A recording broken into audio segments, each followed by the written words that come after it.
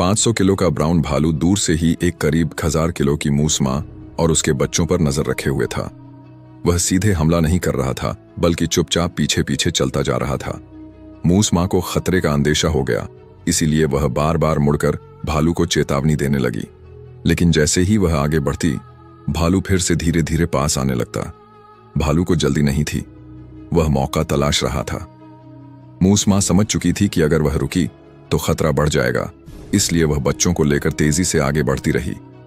कुछ ही देर में भालू ने उनका पीछा तेज कर दिया और उन्हें एक पानी के तालाब के पास जाकर घेर लिया।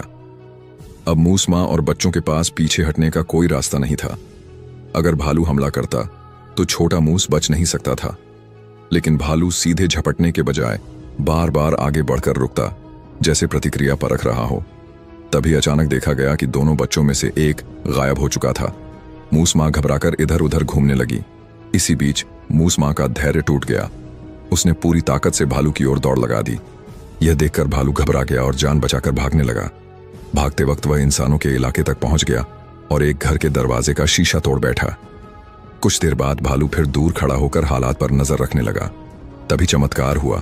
खोया हुआ बच्चा वापस दौड़कर मां के पास आ गया। मूस मां अब और ज्यादा मजबूती से बच्चों के सामने खड़ी हो गई। उसकी हिम्मत और जज्बा देखकर आखिरकार भालू ने हार मान ली और जंगल की ओर लौट गया। ऐसी बहादुर मां के लिए एक लाइक जरूर करो।